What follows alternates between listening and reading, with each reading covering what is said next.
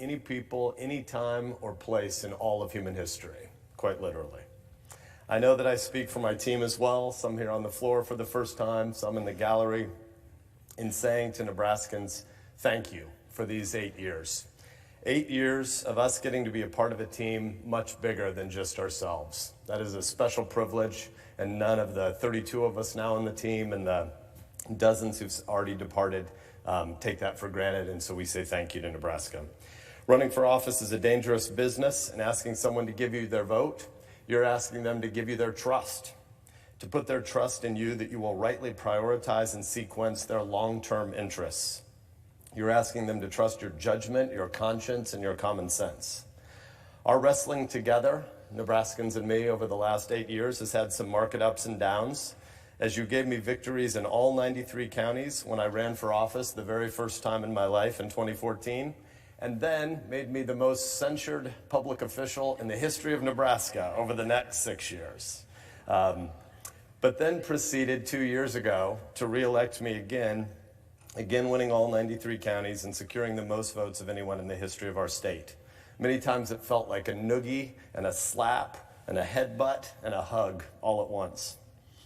Besides my state and my wonderful staff, I obviously want to thank my family, my 3 ladies in Breck, not just for supporting and encouraging me, but for charging out to embrace learning across all of Nebraska with me, visiting all 93 counties many, many times, climbing all over combines and tractors, learning so much about cattle and pigs and seed corn. My kids can tell you more about artificial insemination and how to turn a breached calf that you wouldn't be able to eat again for 72 hours. They got to know a beautiful state from east to west, from city to country, and from old to young. They have seen and learned more about and respected and learned to do more hard work. Ours is a special state. Breck, our youngest, got to feed 2,000-pound bulls with names like Patron. He got to bring home stray dogs and ranch animals with or without permission. He got to live off of an RV for about 16 months, which I will now confess, given that there probably is less regulatory reach, that we probably violated a good bit of code on that RV. He got to stand with me dozens of times as we sent soldiers off and welcomed soldiers home to the running embrace of their families. Alex, our middle daughter, has given so many tours of this Capitol, and she knows the stories of our country and the tributes etched and strewn throughout this building to people who preserved a republic. These are experiences that bore a hole in her soul as she grew, and though she knows that America is imperfect, she knows to never take it for granted. Corey, our eldest, had a chance just this last summer to join me at the Polish-Ukrainian border, joining groups who were visiting soldiers in hospitals who'd given their limbs to defend their homes, coloring and drawing pictures with orphans whose parents won't come back because of an evil man who thinks he can seize land that is not his. She drank vodka with Ukrainian officers. And most importantly, Melissa, I have missed hundreds and hundreds of family dinners, both the good and the bad, the tears and the laughter at that table. And I want to thank you for loving me, for forgiving me for those missed dinners, for your giant brain and your bigger heart, for your conviction and your love of passing on an inheritance of liberty to the next generation, and for a shared growth mindset. And I know you'll kick my butt if I tear up. Melissa and I, as Nebraskans understood from day one on the campaign bus back in 2013, never planned to spend a lifetime in Washington. That's not what our founders envisioned for the people they would send to the federal city. They envisioned rather congressmen, senators, and presidents who thought of D.C. as a temporary stay. Washington is a place to do a good bit of neighbor-loving work, but then to go back home to the more permanent work of life in flesh and blood whole communities.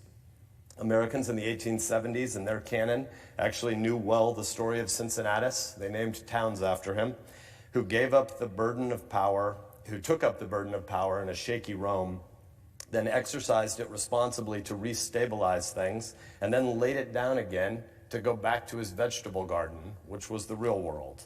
Our founders envisioned citizens who would govern themselves, not be governed by a distant imperial city, who would, as George Washington said, and then repeated here as we recite every year in the Washington Farewell Address, that folks would sit safely under their own vine and fig tree again. We're a long way from that picture, of course, the vast majority of Americans now say it feels like we're in decline. 80% of folks on the left, north of 80% of folks in the middle, and fully 90% of folks on the right tell pollsters that they think the country is not just headed in the wrong direction, but perhaps permanently in decline. I'm going to argue in a moment against the pessimism of our age, but we should first acknowledge that there are legitimate big reasons that people are worried. Fatherlessness, the epidemic of opioids, the deaths of despair, the loss of community, the foreign policy humiliations, the ugly inflation. It feels like we're inundated with terrible news. And at a time when folks feel so disoriented, when the future seems obscure, when danger seems to be signaled from every direction, it's not surprising that false prophets of power would suggest that the only answer is more centralized power. I alone can fix it. It's not surprising that 5 of the richest counties in the nation now are the suburbs of Maryland and Virginia that touch Washington, D.C., a city who has an entire industry that has grown up around the sprawling bureaucracies and a permanent political class. We seem to be in the process of exchanging a republic of self-governing citizens and the virtues of a federalism in which states would tussle and compete, with the vices instead of administrative centralization in which experts from Washington, D.C., who don't have to stand for re-election, would try to impose uniform rules on a diverse continental nation of 330 million people. It seems so obviously silly. We seem to be on a foolhardy path of trading the vigor of civic pluralism and consensus building with the disease of my way or the highway political zealotry.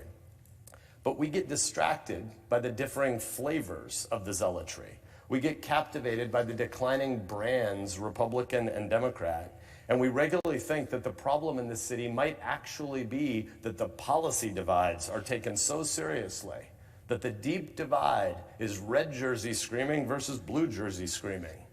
That would be a mistake. It would be to misdiagnose what is actually happening in our time. For the prophets of despair, both right and left, are actually telling Americans a really similar story. And the story is this: we're weak. Whether they stand on my side of the aisle or the other side of the aisle as they yell, the political addicts who prize short-term power over long-term dignity and liberty are the ones who now dominate the nation's conversation.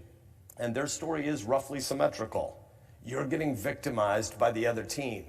The things that are wrong are coming from the politicians on the other side. The nation is in decline. Give us more power, for we alone can fix it. On the left, media personalities and activists often weirdly and ahistorically denounce the idea of America itself, calling the founding racist and our institutions unjust. To them, our history is exclusively a story of victimhood and a narrative of oppression. There can be no redemption, no progress, and no hope. Political zealots on the left don't see much of anything worth conserving in America, and if you disagree with them, it must be because you're an irredeemable, deplorable, clinging to some phobic, backward-looking vision. There's no possibility of honest disagreement. But on the right now, too, victimization is a story we trumpet. Demagogues denounce the idea that there could be anything left to conserve in America. According to these zealots, we lost the idea of America long ago, and it's naive to think it could be recovered. Much better to burn things down than try to rebuild. Cynicism is supposedly cool. They shout that persuasion can't work, and the left will turn us into their victims if we don't stop them first. Persuasion is a crutch for the weak, for those who are too cowardly to fight. The particular policy agendas obviously differ, but ultimately the message of all politics first, folks, is basically the same. The only way to put an end to the culture war is to move beyond the outdated idea of a limited constitution and instead grab more power for the good guys while there's still time. The left's plan is more unelected, unaccountable bureaucrats. The right's plan is now to give similar kinds of power to a strongman. But ultimately, there's not much difference between these so-called plans. Anti-pluralists are against dissent, they're against minorities, they're against diversity, they're against place, they're against liberty and human dignity. The factions differ on who should be Caesar, but beyond that, there's much on which they agree. They salivate on the idea of chaos in our disrupted age that can be the excuse for seizing more power. They foment anger and fear because they think if we're angry and scared enough, we'll assent to some Caesarist solution. These factions are dangerous, to be sure, but here's what we fail to appreciate most of the time. They're factions, and they're small, and they command nothing like majority opinion. When they appear to win, what they're really only doing is putting together a temporary majority coalition of folks temporarily more disgusted by the other side's arrogant overreach. That's why every midterm election, or almost every midterm election for 3 decades now, we've seen a new president, 2 years into his term, lose the Congress. Why does this happen every cycle? It isn't because the Congress is suddenly popular. It's because the president, who usually won a lesser of two evils election in the eyes of the American public, then populated his White House with foolish folks who believed that they were elected with some sweeping mandate to transform America, and they prompt a backlash. It's also the single most obvious and important explanation of what happened in 2016. Historians are not going to look back on 2016 as about who won. What happened in 2016 was a race to the bottom by statistically the 2 most unpopular majority party candidates in the history of polling. One guy won simply because he was the 2nd most unpopular person in the history of polling.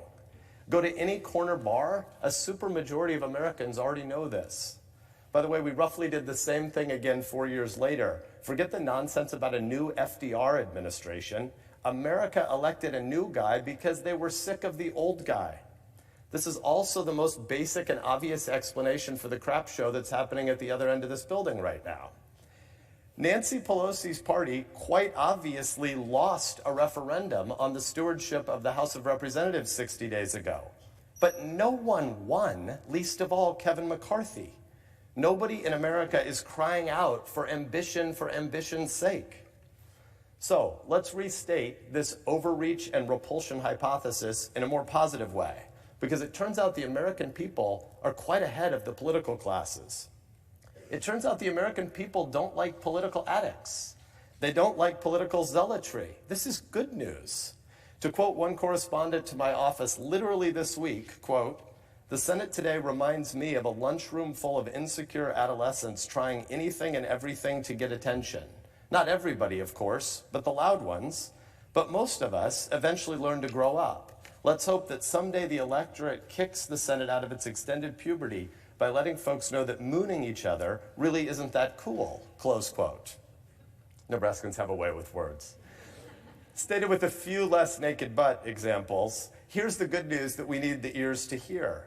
Americans overwhelmingly don't want power to be at the center of our shared experience. They don't want a left-wing nanny state telling them how to live, and they certainly don't want a right-wing potentate promising to crush all of our so-called domestic enemies. We want America to be America again. Americans don't believe the Constitution is obsolete. They don't believe that principled pluralism can't work anymore. They don't accept the notion that we're all so weak we have no agency. Yes, it's true, it's hard to look away from the addictive horror of a 24-hour news cycle. Rubbernecking is deep inside all humans. But what the zealots preaching Jeremiads of doom and decline don't understand either about America's history or about Americans' preferences is that despite some of the pessimism of our uncertain, technologically disrupted moment, Americans are fundamentally grateful to be here in the greatest nation the world has ever known. We are optimists by the miracle of our birthplace. We know that politics won't save us, but that doesn't mean that we're hopeless. It just means that we know what's best about America comes from outside the centers of power, same as it ever was. We need to regain our bearings and to recall our original construction and our architecture. We need Americans to be confident about self-governance for men and women who've been given a republic to hold. We need to be able to see clearly the 3 immense and enduring reasons for our hope: the Constitution, our institutions, and most fundamentally, the people themselves. The U.S. Constitution is the greatest political document ever written. The central principles that undergird it, the universal dignity of human beings, and thus the rejection of absolute power, because souls cannot be compelled by force. This is the soul of America. When the country's at its best, we're making good on that promise, and no country has been more blessed with wise political arrangements than we. The separation of power both vertically and horizontally. It's a glorious inheritance. And despite attacks by demagogues, the Constitution endures. At the convention in Philadelphia, George Washington called this document the standard to which the wise and the honest can repair. So long as the Constitution endures, we too can repair and recover and hope again in this system. The second reason for our hope: Americans are institution builders. Building is in our DNA. We've built towns on the frontier, railroads that crossed a continent, Hoover dams and Empire State Buildings. But more importantly than this important physical architecture and infrastructure, we built the human institutions that support and sustain us across institutions and generations. We know that we're weak and fragile on our own, but the bonds of community enable us to flourish. Our institutions are the vital centers of our life together.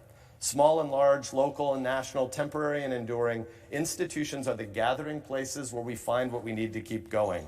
The churches that serve the needs of their communities, the schools that sharpen the minds of the next generation, the businesses that keep our households up and running, the little leagues, the ballet troops, 4th of July parades, Christmas carolers, the 1,000,001 other associations and organizations and clubs and groups through which we live and pass along our life together. When our institutions are withering, America withers. But when our institutions bud anew, America is alive and new again. And that's why America will always belong to the doers, not the whiners. America belongs to the man in the arena, willing to spend himself in a worthy cause. America belongs to the parents who eat on the go so their kids can eat at the dinner table. America belongs to the inventors and innovators whose garage tinkering changed the world. America belongs to the neighbors who see someone in need and go out and launch a soup kitchen and a clothing drive and an after-school tutoring program. They don't wait for this city. They move. We've not thrived for 2 centuries because of power at the top and in the center. We've not thrived chiefly because of who was in office or because of the rules and regulations that are handed down from Washington. Rather, we've thrived because of the diversity in every city, in every town, in every neighborhood. Though different, you find this sameness: the people who don't want to be served, but to serve. Those who are not taking, but giving. Those who are not tearing down, but building up. This is who Americans are, and it's a humble and beautiful thing for all of us to be a part of together. And here is thus the third reason for hope: the American people themselves. For America does have a civil religion. It isn't a precise theology, but it's instead a shared anthropology. It's about people important enough and with enough dignity that the state is not allowed in our system to get in the way of each of our individual needs to make sense of mortality and the afterlife, to make peace with God, and to consider carefully how we would redeem our days, for those days are numbered and finite. Ultimately, then, our system, our faith in the Constitution and in our institutions flows from what we believe in common about people themselves and the universal dignity that the 330 million of us possess from our Creator. For we are one of a kind. You can come from anywhere in the world and be one with us. Wild and wonderful and unlike any other country the world has ever known, we are equally characterized by a spirit of association and a spirit of enterprise. We have the audacity to be optimistic even when things are the bleakest. We're brash and loud and reckless, kind of insane to be honest, but there's a special vigor. We're the kind of people you want with you when things go sideways. We're the kind of people the world wants with it when things go sideways. The kind of people who get the job done and keep our word. That's who we are as Americans, far before the less important question of our policy debate preferences and what color partisan jersey we wear. That's who we are as American pluralists, and that's why recovery from our current messes is not only possible, but likely. But recovery comes with preconditions, and it comes only if we acknowledge the truth that the outrage and fear industrial complex wants to obfuscate, and that is that the zealots and the tribalists and the grandstanders and the very online political addicts, they will not fix anything. They won't because they can't. Recovery can come only from civic pluralists. Policy debates obviously matter, but the most important divide in American life today isn't red versus blue. It's pluralist versus political zealot. Recovery will come only from the pluralists. And here's what it will look like. Citizens that resist the temptation to reduce fellow Americans to caricatures of political affiliation. Recovery requires investment in things that outlast partisan preference. We must steward the present age and play our small but vital part in the work of self-government, because yes, policy matters, and yes, there must be important and vigorous debate, and no, being polite for the sake of being inoffensive isn't the highest good, and no mushy middle kumbaya-ism will not be a strategy. But more than debates about policy, we need Americans to believe they can build again. We need to believe that loving your neighbor is more important than the policy disagreements. We need to be invested in those actually central institutions that make the nation vibrant. And this is why the Senate matters so much. For the Senate doesn't build the other institutions, but more than any other single institution, more than any other place, more than any other room, this body, this place, and this floor has a special place to play in advocating for all of those other institutions where people actually break bread and provide care to the dying. The Senate has a special role to play in America's recovery. Senators, colleagues, and friends, each of us knows that this institution doesn't work very well right now. Each of us knows we should be taking a look in the mirror and acknowledging that lives lived in a politicized echo chamber are unworthy of a place that calls itself a deliberative body, let alone the world's greatest deliberative body. Too many of the so-called debates here aren't debates at all, not in the way that Webster or Clay, Dirksen or Chase Smith could even recognize. When we're being honest with each other, which usually means when we're in one of the very rare occasions where cameras aren't present, we all know that a big chunk of the performative yelling that happens here and in every hearing room is just about being booked for even more performative yelling at night on TV. It might feel good temporarily, a little dopamine hit to fire off a clever tweet or get booked on a supposedly prime slot, but honestly, almost nobody's watching and the share is getting smaller. Run the numbers. 99% of political tweets come from 5.5% of Americans. The primetime lineups of the 3 biggest cable networks almost never hit 2% of the public. So much of the performative BS that happens around here is about getting invited on shows that don't have an audience. These small, narrowly targeted programs run on outrage. It is infotainment fuel. Nobody goes viral for talking about policy trade-offs, and hardly anyone gets booked for a nuanced debate. It is performative, and it's beneath the calling of those called to serve in this place. A lot of us behind closed doors, when the cameras are off, say that we want a different Senate. We want a place that prioritizes long-term legislation that looks at the nation's most fundamental challenges. A lot of us want an institution that takes seriously the rise of an expansionistic, militant, imperialist China, and debates the best paths to attacking that challenge. And that does happen, but it happens in the Senate Intelligence Committee, which is both good, but also a cautionary tale about our more fundamental problem. Intel works largely because we have no cameras there to reward performative grandstanding. Intel works because it's classified and because it has the excuse of being classified. So where will be the meaningful, beyond tribal debates about the hollowing out of local communities, about the increasing deaths of despair? Where will we debate how we can more effectively address the crisis of family formation and the crisis of our long-term debt? What we say we want and what we actually do here are worlds apart. Senators get cowed by threats from social media mobs, advocacy organizations, small dollar donors, and cable hosts. Senators learn when they're up for re-election that they're supposed to have kept their heads down, not rocked the boat, not talked about long-term issues, and take the path of least resistance to surviving the next election cycle. And that is making this body increasingly irrelevant, something none of us actually want. But there really is no substitute for the Senate. If recovery is going to come, it will mostly be built in local institutions in a million different ways. But the Senate is an essential ingredient to enabling that. No other place can serve the purpose of this room. Some people, including weirdly some who serve in this body, think that the public square has migrated online. that you can substitute debate of humans who actually know each other and take a long-term perspective with social media and with tweets. They're lying to themselves. Twitter is awesome for sports, to be clear, but if it serves any broader public purpose, it's basically just a public reminder of the lunatic asylum that is potential in all social contagion. Digital space cannot recreate what this chamber does, and hard thinking can almost never happen in 280 characters. We've always had angry people, we've always had crazy people, but what's new in our time is that those who are politically addicted, being more willing to shout down more balanced people, have new tools at their disposal to privilege the politically abnormal over the normies.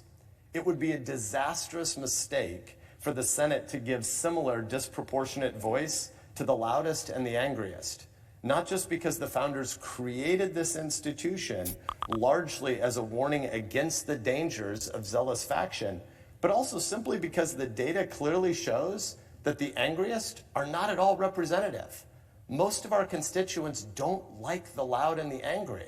We're a bell curve nation, and a tiny, tiny share at each extreme of the tail is getting almost all of the attention. At one level, I'm just making a boring, mundane argument for a certain kind of moderation, but I don't chiefly mean policy moderation. Let there be debates across the continuum from far left to center right to far right. Debate policy with vigor. But we need a different kind of moderation. We need a Senate that is characterized by tonal and dispositional moderation. And tonal and dispositional moderation flows chiefly from humility and wisdom, and for an awareness that we are ensouled and that souls cannot be coerced. And a government that recognizes and respects us as souls should elicit from each of us great gratitude. In this moment, what we need as a nation more than anything else is more gratitude, not more grievance. We Americans have been given so much to be thankful for. We are blessed with a limited government that exists to protect historic freedoms, stuff unprecedented on the world stage. Free exercise of religion, free speech, free assembly, a free economy. There are real injustices in America's past and in our present, and we cannot and should not overlook them. But the answer to injustice is never wallowing in or trying to inflame victimhood.